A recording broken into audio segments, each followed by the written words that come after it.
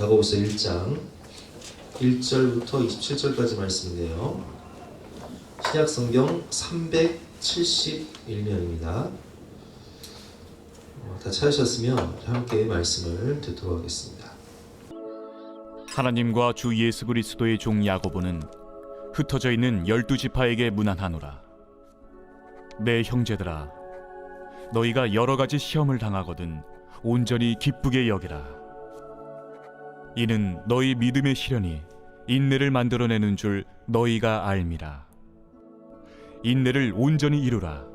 이는 너희로 온전하고 구비하여 조금도 부족함이 없게 하려 함이라. 너희 중에 누구든지 지혜가 부족하거든 모든 사람에게 후히 주시고 꾸짖지 아니하시는 하나님께 구하라. 그리하면 주시리라.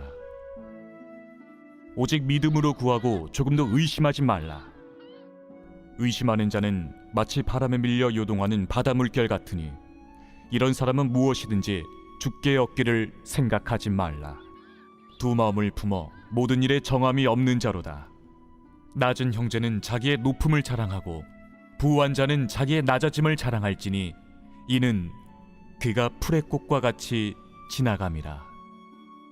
해가 돋고 뜨거운 바람이 불어 풀을 말리면 꽃이 떨어져 그 모양의 아름다움이 없어지나니 부한 자도 그 행하는 일에 이와 같이 쇠잔하리라. 시험을 참는 자는 복이 있나니 이는 시련을 견디어낸 자가 주께서 자기를 사랑하는 자들에게 약속하신 생명의 면류관을 얻을 것이기 때문이라. 사람이 시험을 받을 때에 내가 하나님께 시험을 받는다 하지 말지니 하나님은 악에게 시험을 받지도 아니하시고 친히 아무도 시험하지 아니하시느니라. 오직 각 사람이 시험을 받는 것은 자기 욕심에 끌려 미혹됨이니 욕심이 잉태한즉 죄를 낳고 죄가 장성한즉 사망을 낳느니라. 내 사랑하는 형제들아, 속지 말라. 온갖 좋은 은사와 온전한 선물이 다 위로부터 빛들의 아버지께로부터 내려오나니 그는 변함도 없으시고 회전하는 그림자도 없으시니라. 그가 그 피조물 중에 우리로 한 첫 열매가 되게 하시려고 자기의 뜻을 따라 진리의 말씀으로 우리를 낳으셨느니라. 내 사랑하는 형제들아, 너희가 알지니 사람마다 듣기는 속히 하고 말하기는 더디하며 성내기도 더디하라. 사람이 성내는 것이 하나님의 의를 이루지 못함이라. 그러므로 모든 더러운 것과 넘치는 악을 내버리고 너희 영혼을 능히 구원할 바 마음에 심어진 말씀을 온유함으로 받으라. 너희는 말씀을 행하는 자가 되고 듣기만 하여 자신을 속이는 자가 되지 말라. 누구든지 말씀을 듣고 행하지 아니하면 그는 거울로 자기의 생긴 얼굴을 보는 사람과 같아서 제 자신을 보고 가서 그 모습이 어떠했는지를 곧 잊어버리거니와 자유롭게 하는 온전한 율법을 들여다보고 있는 자는 듣고 잊어버리는 자가 아니요 실천하는 자니 이 사람은 그 행하는 일에 복을 받으리라. 누구든지 스스로 경건하다 생각하며 자기 혀를 제갈 물리지 아니하고 자기 마음을 속이면 이 사람의 경건은 헛것이라. 하나님 아버지 앞에서 정결하고 더러움이 없는 경건은 곧 고아와 과부를 그 환난 중에 돌보고 또 자기를 지켜 새 속에 물들지 아니하는 그것이니라. 오늘 말씀의 제목은 여러 가지 시험이라는 제목으로 그 말씀 의지해서 함께 은혜를 나누겠습니다. 오늘 야고보서는 예수님의 형제였던 야고보가 쓴 서신이에요. 예수님의 형제 중 하나였던 야고보는 예수님 당시에는 예수님 살아계실 때는 믿음이 없었어요. 그래서 예수님께서 이렇게 여러 가지 말씀을 전하실 때에도 자기를 나타내거든 예루살렘으로 올라가소서 이렇게 외칠 만큼 믿음이 없는 사람이었어요. 그러나 예수님이 십자가에서 못 박히시고 그리고 부활하신 다음에 성령을 받아서 그는 예루살렘 교회의 감독이 됩니다. 사도행전 15장을 보면 예루살렘 공의회 가장 첫 번째 그 공의회가 이루어졌을 때 그 회의를 주장했던 사람이 바로 주의 형제 야고보, 오늘 야고보서의 이 서신서의 주인공이죠. 그런데 초대교회는요, 지금도 마찬가지지만 성도들이 참 많은 그런 시험을 당했습니다. 그래서 오늘 1절 말씀 보면 야고보가 1절 말씀에 하나님과 주 예수 그리스도의 종 야고보는 흩어져 있는 12지파에게 문안하노라, 이렇게 문안을 한 다음에 2절부터 아주 급하게 무슨 문제를 거론하냐면은 시험 문제를 거론해요. 내 형제들아, 너희가 여러 가지 시험을 당하거든. 여러 가지 시험을 만난다는 거예요. 우리가 신앙생활 하면서 초대교회뿐만이 아니라 지금 우리가 살고 있는 이 시대의 모든 성도들도 이렇게 여러 가지 시험을 만난다는 거예요. 그럼 어떤 시험을 만날까요? 첫 번째로 여기서의 이 시험은 우리나라 말로 하면 시련이에요. 시련, 고난이죠. 내 형제들아, 너희가 여러 가지 시련, 고난을 만나거든 온전히 기쁘게 여기라. 이는 너희의 믿음의 시련이 인내를 만들어내는 줄 압니다. 인내를 온전히 이루라. 이는 너희를 온전하고 구비하여 조금도 부족함이 없게 하려 함이라. 아멘. 자, 첫 번째 시험 뭐라고요? 시련, 고난. 그런데 왜 시련을 당하는 것이, 고난을 당하는 것이, 오늘 말씀 보면 시험을 당하거든 온전히 어떻게 여기라고요? 기쁘게 여겨라. 이게 뭐가 기쁠 일이에요? 시련이? 고난 당하는 게 뭐 기쁠 일이냐고요. 그런데 언젠가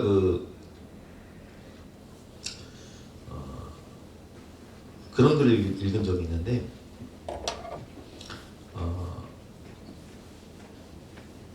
우리가 하나님께 집중하게 만드는 것은 축복이 아닌 고난이다, 이런 글을 읽은 적이 있어요. 여러분, 우리가 하나님께 집중하는 것, 그리고 예수님을 인격적으로 만나고 성령을 체험하는 것은 축복이 아닌 고난을 통해서 만납니다. 왜냐면 하나님께 집중하게 만드는 것은 축복이 아닌 고난입니다. 축복은 오히려 다른 것을 보게 만드는 경우가 많습니다. 이렇게 그런 명언이 있는데, 여러분, 축복을 받으면 사람들이 하나님께 집중하기보다는 그 받은 축복을 누리느라고, 바라보느라고 하나님께 집중하기가 어려워요. 그러나 우리가 인생을 살면서 고난이나 시련을 만나게 되면 그때는 하나님께 집중을 합니다. 한번 생각해 보세요. 우리가 어떻게 예수님을 만났는지. 우리가 전도도 하지만 전도할 때 사람들이 아무런 삶에 문제가 없고 고난이 없으면요, 하나님 찾지 않아요.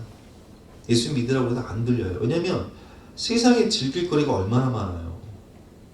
놀러갈 것도 많고, 즐길 것도 많고, 나를 부르는 오라는 것도 많고. 그러니까 교회 나가면 술 끊어야 되지, 담배 끊어야 되지, 예배 드려야 되지, 거룩하게 생활해야 되지. 물론 우리가 어떤 분들은 그렇게 세상 낙을 즐기면서도 내가 언젠가는 교회 돌아갈 거야, 이렇게 말하시는 분들도 계세요. 어렸을 때 모태신앙이었던 분들, 또 조금이라도 교회 다녔던 분들은 내가 이렇게 놀아도 언젠가 죽기 전에는 내가 돌아갈게, 이렇게 얘기하는 분도 있다고. 그러나 그 계기가 언제냐고요. 언제 돌아갈 거냐고요. 그 계기가 무엇이냐면 고난이에요. 고난이 있어야, 시련이 있어야. 그래서 야고보서 1장 우리가 배우게 되는데, 내 형제들아, 너희가 여러 가지 시험을 만나거든. 여기서 시련은 고난, 시련을 만나거든, 문제를 만나거든 온전히 기쁘게 여기라. 왜 그러냐? 그 고난을 통해서 우리가 절대자 하나님을 찾기 때문에 그런 거예요. 우리가 대부분 예수님을 언제 믿었냐? 고난을 통해서. 저도 마찬가지고 여기 계신 분들 다 마찬가지지만, 내가 정말 어찌할 수 없는 그런 질병을 만났을 때, 이 살지 죽을지 모를 때, 그 이전에는 세상 것 많이 바라보죠. 세상 즐거움 따라 살아요. 그런데 그 고난이 다가오면 정말 내 힘으로 어쩔 수 없는, 그리고 내 임집사님처럼 아이가 아파가지고 정말 어쩔 수 없을 때 그 응급실에 가가지고 십자가 바라보면서 하나님 살려만 주시면 내가 하나님 다시 믿겠습니다. 저도 마찬가지죠. 사업 실패하고 인생 광야 가운데 나락으로 떨어지니까 그때야 하나님 찾는 거예요. 회개하는 거예요. 그래서 우리가 내 형제들아 너희가 여러 가지 시험을 당하거든, 시련 고난을 당하거든 온전히 기쁘게 여기라. 이는 너희의 믿음의 시련이 인내를 만들어내는 줄 압니다. 인내를 온전히 이루라.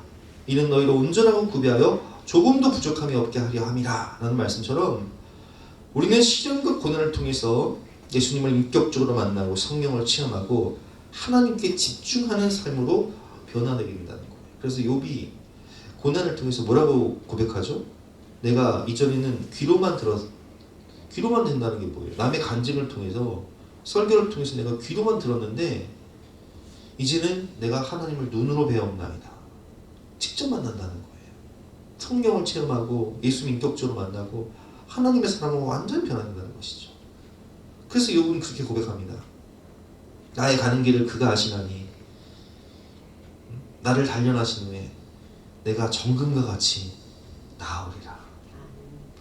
그 고난을 통해서 우리는 온전하고 구비하여 조금도 부족함이 없는 그런 완전한 하나님의 사람으로, 성령의 사람으로, 예수 그리스도의 지체로 변화가 되는 거예요.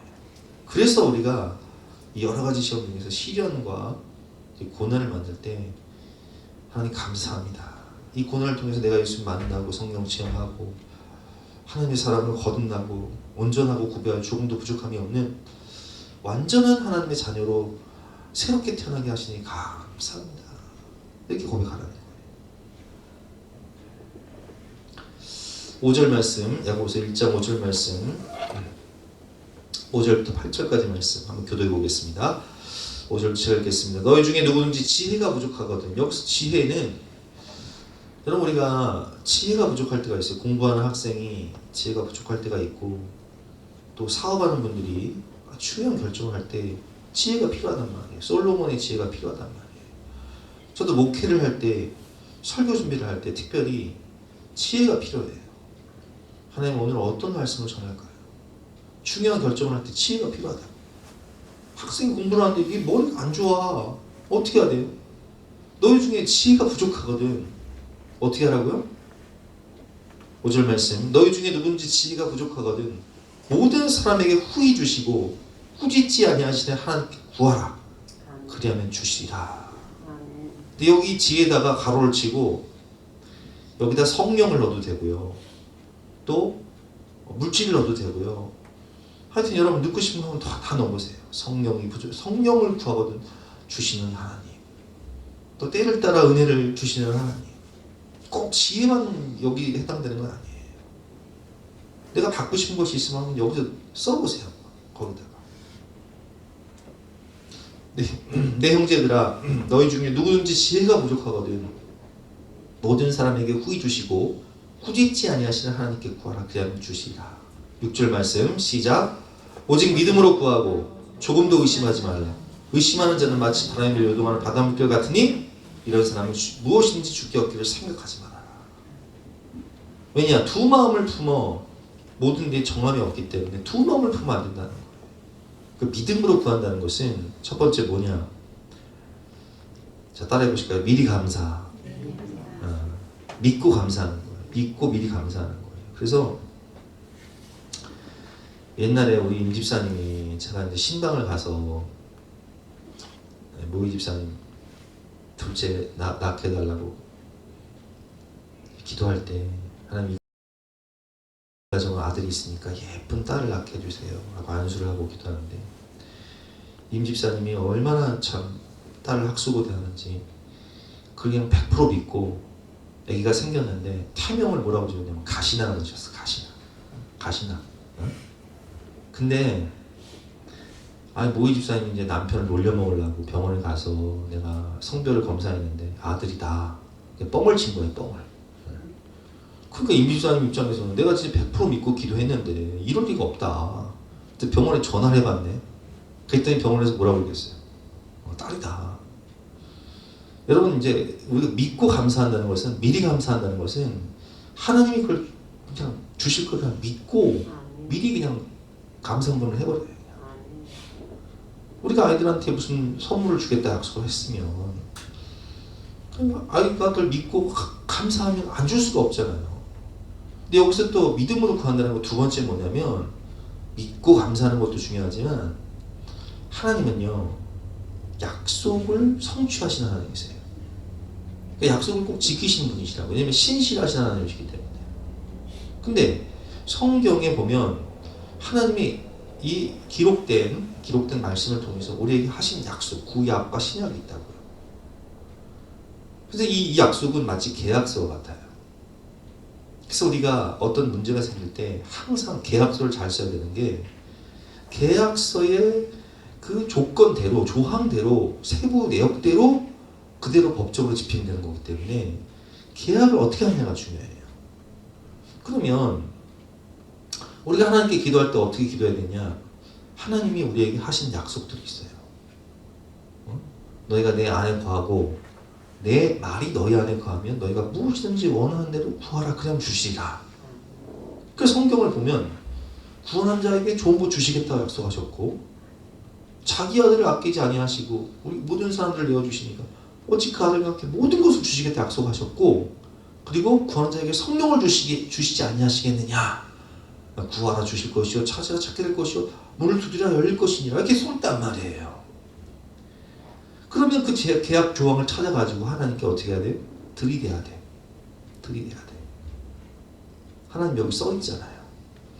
하나님 신실하신 분이시고, 하나님의 약속을 성취하신 분이시고, 하나님 우리 기도에 응답하시는 분이시고, 하나님 좋으신 하나님이신데, 여기 때를 따라 돕는 은혜를 베풀어 주시겠다고, 여기 지혜가 부족하거든 주시겠다고, 여기 성령을 주시겠다고, 여기 자기 아들과 함께 모든 것을 주시겠다고. 단 뭐냐? 내가 복받을 그릇이 돼야 된다. 왜? 물질을 구하는데 물질이 복이 아니라 독이 될 수 있다고 그랬죠. 떡이 아니라 뱀이 될 수 있어요.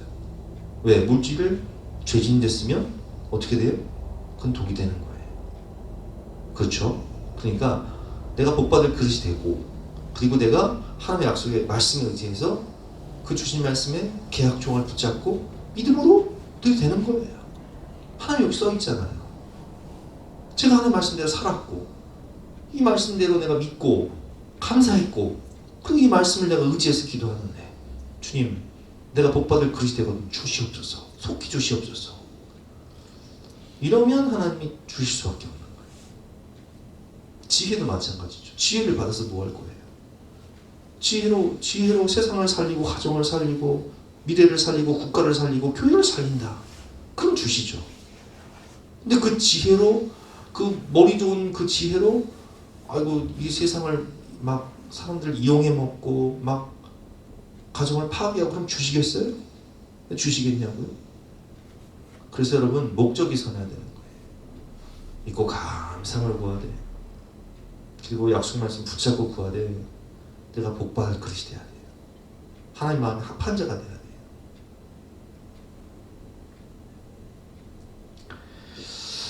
9절부터 10절, 11절 말씀 교도해 보겠습니다. 9절. 낮은 형제는 자기의 높음을 자랑하고, 10절 시작. 부한 자는 자기 낮아짐을 자랑할지니 이는 그가 앞으로의 꽃과 같이 지나갑니다. 11절 시작. 해가 돋고 뜨거운 바람이 불어 풀이 말리면 꽃이 떨어져 그 모양이 아름다움이 없어지니 부한 자도 그 행하는 일에 이와 같이 쇠잔하리라. 아멘. 여러분, 이 세상에 영원한 것은 없어요. 그래서 우리 건강도, 우리 물질도 그냥 한여름밤의 꿈과 같은 거예요. 그래서 11절 말씀 보니까 해가 돋고 뜨거운 바람이 불어 풀이 말리면 꽃이 떨어져 그 모양이 아름다움이 없어지나니 부한 자도 그 행하는 일에 이와 같이 쇠잔하리라. 그러면 우리가 빈손으로 왔다 빈손으로 가는 인생이에요. 그래서 우리는 항상 없다고 기죽을 것도 없고 있다고 교만할 것도 없는 거예요. 자 보세요. 9절 말씀에 뭐라고 되어 있어요? 9절 말씀 다시 한번 읽어보겠습니다. 시작. 낮은 형제는 자기 높음을 자랑하라. 자, 낮은 형제는 자기 높음을 자랑하라. 이게 무슨 얘기예요? 이게? 제가 아무것도 없을 때 사업 쫄딱 나와 뭐 돈도 없고 학벌도 없고 가진 것도 없고 집안도 별별 없고 내 있을 것 아무것도 없어서 연애 한번 못 해보고 짝사랑만 하던 그 시절에, 예? 그때 주님이 저를 만나주셨어요. 그게 뭐라고 말씀하시냐? 너는 보배롭고 존귀한 하나님 자녀야. 너는 하나님 나라의 상속자야. 내가 너를 사랑한다. 너는 왕 같은 제사장이야. 여러분, 낮은 형제는 뭘 자랑하라고요? 낮은 형제는 자기의 높음을 자랑해라. 여러분, 우리는 예수님자리 인생이에요. 내가 좀 없다고, 내가 배운 게 없고 가진 게 없고 내세울 게 없고 집안이 별거였다고 기죽지 말아요. 왜? 나는 누구짜리 인생? 예수님짜리 인생. 그러니까 없다고 기죽을 필요가 없어. 왜? 내 안에 누가 계세요? 주님 계시니까, 성령님 계시니까. 10절 말씀 보세요. 10절 말씀. 부한 자는 자기의 낮아짐을 자랑할지니. 부한 자는 또 뭔 낮아짐을 자랑해요? 우리가 예수님을 만나서 성령을 체험하고 하나님 자녀가 되면 어떤 인생을 사냐? 살리는 인생을 살아요. 살리는 인생. 초대교회 특징이 뭐예요? 그냥 재산을 다 팔아서 그냥 공유를 해버려. 가난한 자들, 가난한 성도들과 함께. 우리 지난주 초대교회 사도행전 2장 읽었잖아요. 바나바 같은 사람들이 그냥 재산을 다 팔아서, 밭을 팔아서 그냥 성도들과 함께 공유하면서 나누고 사는 거예요. 베풀면서 사는 거예요. 함께 먹고 사는 거야. 전도하고 선교하면서 사는 거야. 그러니까 높은 자는 뭘 자랑하고 자기 낮아짐을 자랑하지. 살리기 위해서 이렇게 살아가는 거예요. 이는 그가 풀의 꽃같이 지나갑니다. 한 번 사는 인생, 어차피 나도 풀의 꽃같이 쇠잔해질 것이고 빈손으로 왔다 빈손으로 가는 인생인데, 그렇게 그냥 주님 나라 위해서, 영혼 구원 위해서 베풀다가 가는 거예요. 여러분, 우리가 없다고 기죽을 것도 없고 또 있다고 교만할 것도 없어요. 근데 있을 때 그 돈으로 죄짓지 말고 선하게 사용하시기 바랍니다. 가정도 살리고 집안도 살리고 다음 세대도 살리고 교회도 살리고. 있을 때 잘해. 있을 때 부부도 있을 때 잘해야 돼. 살아있을 때. 부모님도 살아있을 때 잘해야 돼. 물질도 있을 때 잘해야 돼. 하나님한테나 사람한테나 가족들한테나 이웃들한테나 성도들한테나. 없다고 기죽지 마세요. 내 안에 주님 계십니다. 당당하게 살아가세요. 난 예수님자리 인생이다. 주님이 하시면 내게 능력 주신 자 안에서 내가 모든 것을 할 수 있다. 당당하게 살아가세요. 16절부터 18절 말씀 보면, 여러분, 우리가 하나님께 소망을 두어야 할 이유가 있는 거예요. 왜냐하면 하나님이 다 주시기 때문에. 하나님이 나를 새롭게 하시고 하나님이 다 주시기 때문에 우리의 영원한 소망은 주님이시다. 16절부터 18절 말씀 교독해 보겠습니다. 내 형제들아, 내 사랑하는 형제들아, 속지 말아라. 뭘 속지 말아요? 세상이 주는 게 아니에요. 사람이 주는 게 아니라 누가 준다고요? 창조주 하나님, 우리 아버지 하나님, 모든 것을 만드시고 역사의 주관자가 되시고 만왕의 왕이 되신 우리 주님이 우리의 참 소망이 되셔서 다 주시는 거예요. 17절 시작. 온갖 좋은 은사와 온전한 선물이 다 위로부터 빛들의 아버지께로부터 내려오나니 그는 변함도 없으시고 회전하는 그림자도 없으십니다. 아멘. 여러분, 그분은 만왕의 왕이시고 만주 주시고 창조주세요. 통치자. 온갖 좋은 선물과 좋은 은사와 좋은 것들이 빛들의 아버지이신 하나님이 세상을 창조하시고 뭐라고 말씀하셨어요? 생육하고 번성하고 땅에 충만하고 다스리고 정복해서 다 네 거야. 이거 다 누가 주신 거예요? 하나님 주신 거예요. 하나님 주신 거예요. 18절 말씀 같이 읽어보겠습니다. 그가 그 피조물 중에 우리로 한 첫 열매가 되게 하시려고 자기의 뜻을 따라 진리의 말씀으로 우리를 낳으시는구나. 우리를 이 땅의 마지막으로 세상을 다 창조하시고 우리를 이 땅의 마지막으로 만물의 주인공으로 마지막에 딱 주인공으로 6일째 되는 날 인간을 만드셨잖아요. 왜 그래요? 네가 주인공이니까 너를 위해 만들었다는 거예요. 여러분, 하나님이 창조주시고 우리 아버지, 우리의 모든 필요를 채워주시는 공급자가 되십니다. 그래서 우리는 항상 하나님 백을 믿고 당당하게 살아야 돼요. 기죽지 마세요.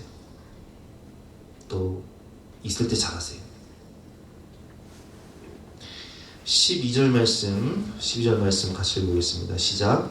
시험을 참는 자는 복이 있나니 이는 시련을 견디어낸 자가 주께서 자기를 사랑한 자들에게 약속하신 생명의 멸류관을 얻을 것이기 때문이다. 여기서 시험이 테스트, 하나님이 우리를 시험하실 때가 있어요.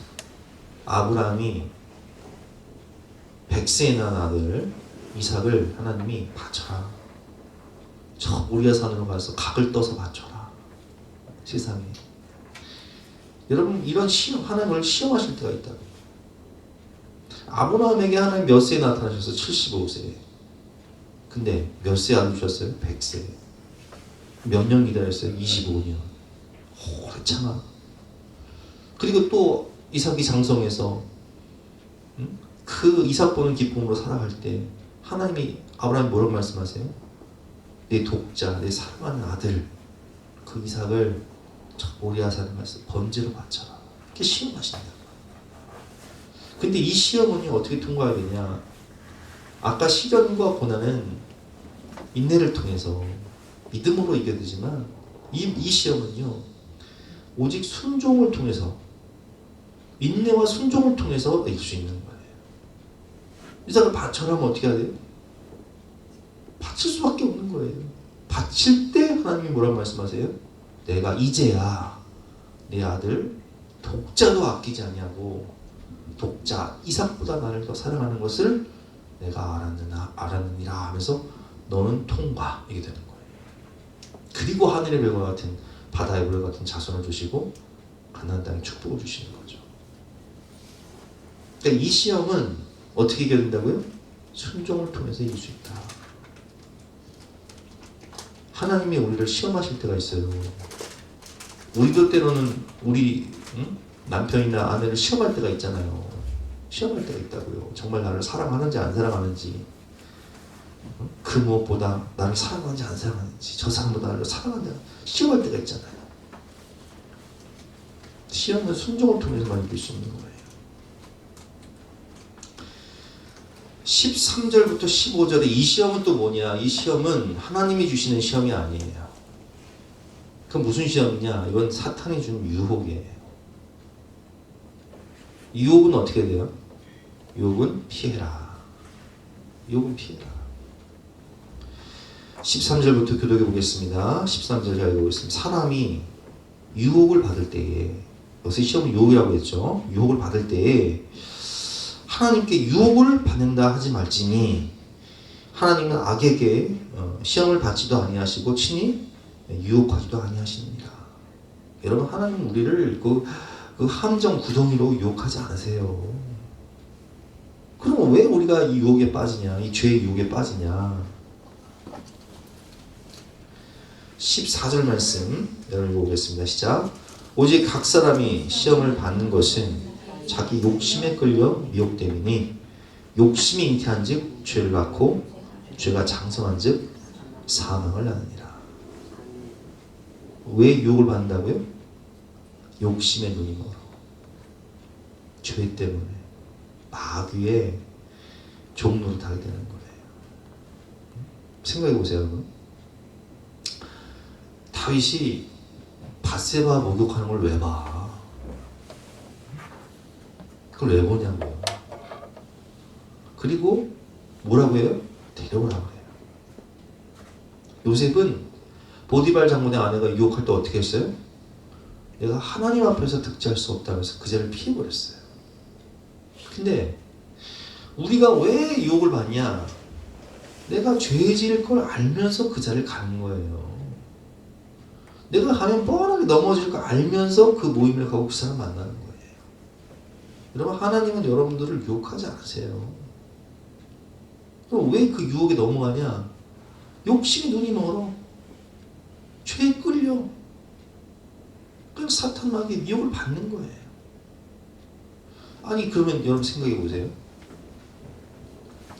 우리가 흰 옷을 입고 아주 하얀 한복을 입고 탄광을 들어간다고 생각해 보세요. 탄광. 석탄 캐는 탄광 말이에요. 그러면서 이런 기도를 해요. 하나님, 제가 이 탄광을 들어갑니다. 흰 옷을 입고 들어가는데 하나님, 들어가고 나올 때 하나님 지켜줘서 깨끗하게 하여 주시옵소서, 이렇게 기도를 하고 들어가면 그 흰 옷이 깨끗해질까요? 네? 그게 말이 돼요, 여러분? 그러면 깨끗하게 그냥 유지하려면 어떻게 해야 돼요? 탄광을 들어가지 말아야지. 그런데 왜 그 나쁜 죄의 자를 가면서 주여 나를 지켜주, 주님 뭐라고 하실까? 가지마. 왜 가면서 그런 기도? 가면 너 넘어지는 거 알잖아. 왜 유혹을 받냐고요? 죄의 유혹이, 사탄 마귀의 유혹에 내가 죄 지을 거 알면서 끌려가면서 그런 기도해봐 소용없어요. 그럼 유혹은 어떡하라고요? 유혹은 피해라. 유혹은 피하는 거예요. 여러분, 우리가 사탄 마귀가 주는 함정을 빠져나갈 길이 없어요. 하나님 다음으로 마귀가 센 존재인데 그 유혹을 우리가 어떻게 이겨요? 36개 주일명은요, 35개 작전을 다 해봤을 때 안 통하면 36개 주일명이에요. 상대가 안 되면 어떻게 해야 돼요? 피해야 돼요. 상대가 안 되면 피해야 돼. 근데 우리가 죄를 이길 수 있다고 생각해서 죄 못 이겨요. 죄 짓는 자기를 피해라. 죄 짓게 만드는 사람을 피해라. 나를 넘어지게 만드는 모임을 피해라. 유혹은 피해라. 19절부터 보겠습니다. 19절부터 교독해 볼게요. 내 사랑하는 형제들아, 너희가 알지니 사람마다 듣기는 속히 하고 말하기는 더디하며 성내기도 더디하라. 20절 시작. 사람이 성내는 것이 하나님의 의를 이루지 못합니다. 여러분, 이게 사람이 말이 많으면요, 참 실수가 많습니다. 우리가 안 할 말에서 참 실수 많이 해요. 저도 이게 설교를 하다 보니까 또 이 말하는 사역자다 보니까 참 이게 실수가 많아요. 결국 제가 이런 말로 설교하면서 말로 여러분 본의 아니게 상처를 드렸다면 정말 넓은 마음으로 저를 용서해 주십시오. 네, 이게 왜 그러냐? 말이 많으면 실수가 많은 거예요. 그러니까 말을 많이 안 해야 돼. 제일 좋은 상담자는요, 그냥 들어주는 거야. 그래서 오늘 말씀 보면 내 사랑하는 형제들아, 너희가 알지니 사람마다 듣기는 어떻게 하라고요? 속히 하고. 그냥 많이 들어주라는 거예요. 공감해주고 이해해주고, 그러냐, 같이 울어주고 기도해주고. 말하기는 어떻게 하라고요? 더디하며. 성내기도 더디하라. 버럭하지 말라는 거예요. 함부로 말하지 말고 함부로 버럭하지 말라는 거예요. 드러나보고 성을 내야 되는데 안 듣고 그냥 막 성내는 경우가 많단 말이에요. 우리가 22절 말씀입니다. 너희는 말씀을 행하는 자가 되고 듣기만 하여 자신을 속이는 자가 되지 말아라. 여러분, 우리가 항상 설교를 한 다음에 소급을 할 때 적용을 하잖아요. 적용. 왜 해요? 적용을 왜 하냐고요? 하나님의 말씀은요, 우리가 듣고 기억한다고 해서 능력이 되는 게 아니에요. 하나님 말씀을 들었으면 적용을 하고 살아야 돼요. 하나님 말씀은 순종할 때 능력이 됩니다. 자, 따라해볼게요. 하나님 말씀은 순종할 때 능력이 됩니다. 하나님 말씀을 들었으면 하나님 말씀대로 살 수 있도록 기도를 해야 돼요. 하나님, 제가 오늘 하나님 말씀을 들었습니다. 우리 지난주 말씀 탐식이 주님, 내가 탐식을 어떻게 이길 수 있겠습니까? 주여, 검소한 식탁 절제할 수 있도록 도와주시고 사랑으로 나누게 해주시고, 주여, 내가 먹는 기쁨보다 더 큰 영혼권의 기쁨을 가지고 살아갈 수 있도록 은혜를 베풀어 주시옵소서. 믿음으로 결단하고 순종하려고 애를 써야지. 내라 설교는 듣고 똑같이 그냥 냉장고에 쌓아두고 그냥 먹도 않고 다 그냥 쟁여놨다 버리고 나누지도 않고, 영적인 기쁨보다는 그냥 세상 쾌락과 먹는 기쁨에 취해가지고 그냥 그걸 인생의 목적으로 삼고 있는데 하나도 변화가 안 되면 뭐로 들어 그냥 내 마음대로 살지. 저는 가끔씩 그런 분들 계세요. 내나 상담을 하러 가요. 목사님이 이런저런 일이 있습니다. 어떻게 할까요? 그럼 이제 기도를 하고 말씀을 드려요. 기도를 하고 그렇게 기도를 하고 말씀을 드려요. 그런데 말씀을 드리면 뭐해? 내 마음대로 사는데 상담을 해나만 하지. 그러면 뭐로 와서 상담을 하고 뭐로 와서 기도 부탁을 해? 그 하나님 입장을 한번 생각해 보세요. 뭘 예배를 드려?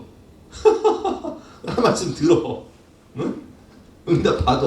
근데 듣고 가서 뭐하냐? 또 내 마음대로 살아 맨날. 그러면 여러분들이 인격을 가지고 있잖아요. 인격을 가지고 있다면 다음에 누가 와서 그런 그 상담 요청을 하거나 하소연을 하면 여러분 같으면 뭐라고 하시겠어요? 여러분 같으면 뭐라고 하시겠냐고요? 한마디 하시겠죠. 가, 네 맘대로 살아 그냥. 그 네 맘대로 살아. 뭘 상담을 해? 뭘 기도를 하고 뭘 응답을 받아? 그렇죠? 그래서 여러분 항상 우리가 예배를 통해서 하나님 말씀을 들을 때 뭐라도 하나 적용하려고, 뭐라도 하나 변화되려고, 뭐라도 하나 붙잡고 정말 하나님 나 좀 도와주세요. 막 이런 모습이 있어야 하나님이 우리를 불쌍히 여기셔서 참 애쓴다, 참 용쓴다, 참 불쌍하다 하고 도와주시는 거지. 그렇지 않습니까, 여러분? 그래서 22절 말씀에 오면 너희는 말씀을 행하는 자가 되고 듣기만 하여 자신을 속이는 자가 되지 말아라. 누구든지 말씀을 듣고 행하지 아니하면 그는 거울로 자기의 생긴 얼굴을 보는 사람과 같아서 제 자신을 보고 가서 그 모습이 어떠했는지를 곧 잊어버리거니와. 어리석은 사람은요, 거울을 보고, 아니 여러분 아침에 거울을 보잖아요 우리가. 근데 거울을 봤는데 내가 막 얼굴에 지저분한 게 막 묻었어. 밥 먹을 때 막 고춧가루도 물들고 뭐 그럴 수 있잖아요. 그러면 거울을 봤으면 그걸 어떻게 해야 돼? 그거 어떻게 해야 되냐고. 그거 닦아야 되잖아요. 그거 꾸며야 되잖아. 근데 이 사람 맨날 거울만 봐 그냥. 닦지도 않고 꾸미지도 않아. 그럼 거울이 뭐라고 생각해? 거울이 왜 그 뭐라 나를 보냐? 그냥 보지 말고 살지. 똑같은 거예요. 하나님의 말씀은 거울과 같아서 우리 죄를 보게 하거든요. 우리 자신을 보게 하거든요. 우리 자신을 성찰하게 하거든요. 그럼 성찰했으면 변화가 돼야지. 그걸 이제 주님 말씀하시는 거예요. 행하라. 적용해라. 순종하려고 몸부림을 쳐라. 기도해라. 25절 말씀. 자유롭게 하는 온전한 율법을 들여다보고 있는 자는 듣고 잊어버리는 자가 아니요 실천하는 자니 그 사람은 그 행하는 일에 복을 받으리라. 왜냐하면 자꾸 하나님 말씀 안에서 성찰하고 변화되고 복받을 그릇으로 성화되기 때문에. 님 생각해 보세요. 제가 목회를 해보니까 예배를 많이 드리고 기도를 많이 할수록 변화가 돼요. 복받을 그릇이 돼요. 근데 예배도 안 드리고 하나님 말씀도 안 듣고 그냥 내 마음대로 살면 신앙생활 10년 해도 똑같아요. 그냥 10년에도 나이롱 신자요. 왔다 갔다만 하고 아무런 변화가 안 돼. 그런 분들 계세요. 남들은 막 진짜 5년 사이에 막 성령 받고 회개하고 은혜 받고 막 직분 받고 하나님께 막 쓰임 받는데 10년 전이나 지금이나 그냥 맨날 와서 졸기나 하고 그냥 밥이나 먹고 하고 놀다 하고 그냥 그런 게 계시다니까요 진짜. 많어. 저도 그렇게 생활했으니까 옛날에 20년을 그렇게 신앙생활 했으니까요. 그렇게 헛되게. 27절 말씀, 하나님 아버지 앞에서 정결하고 더러움이 없는 경건은 곧 고아와 과부를 그 환난 중에 돌보고 또 자기를 지켜 세속에 물들지 아니하는 그것이니라. 여러분, 듣기는 속히 하고 말하기는 더디하고 성내기도 더디하고, 그리고 하나님의 말씀을 받았으면 그 말씀 붙잡고 정말 하나로 변화되기 위해서 적용하고 기도하면서 참된 경건, 삶 가운데 그리스도의 향기를 나타내는 그런 저와 여러분 되시기를 주님의 이름으로 축원합니다. 여러 가지 시험을 만나거든 우리 배웠어요. 시련, 고난 감상으로 받고, 그걸 통해 주님 만나고 주님만 바라보고, 그리고 유혹은 어떡하라고요? 유혹은 피하고, 하나님이 나를 테스트할 때는 어떻게 하라고요?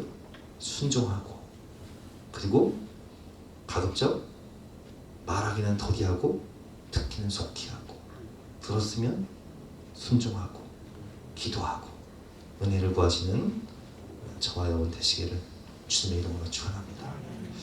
우리 함께 주신 말씀 붙잡고 기도하는 시간.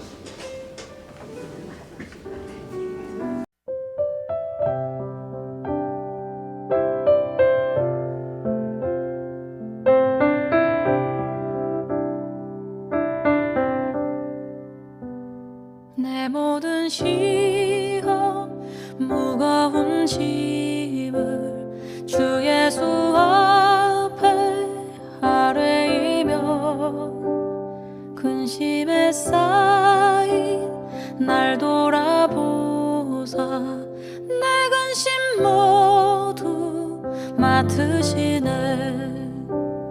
무거운 짐을 나 홀로 지고 견디다 못해 쓰러질 때 불쌍히 여겨 구원해 주리. 은혜의 주님 오직 예수. 내 모든 괴로 닥치는 환난 주 예수 앞에 아뢰이며, 주께서 친히 날 구해주사 넓으신 사랑 베푸시네. 무거운 짐을 내 홀로 지고 견디다 못해 쓰러질 때 불쌍히 여겨 구원해 주리. 은혜의 주님 오직 예수. 내 짐이 점점 무거워질 때 주 예수 앞에 아뢰이며, 주께서 친히 날 구해주사 내 대신 짐을 져주시네. 무거운 짐을 나 홀로 지고 견디다 못해 쓰러질 때 불쌍히 여겨 구원해 주리. 은혜의 주님 오직 예수. 마음의 시험 무서운 죄를 주 예수 앞에 아뢰이며, 예수는 나의 능력이 되사 세상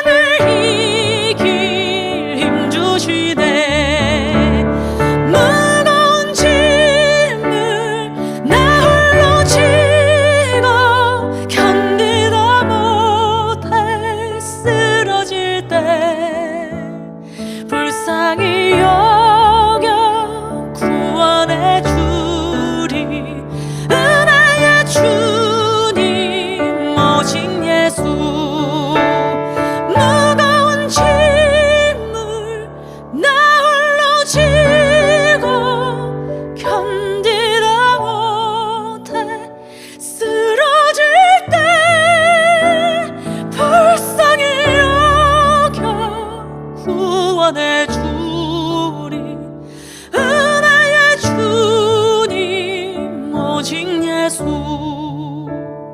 불쌍히 여겨 구원해 주리 은혜의 주님 오직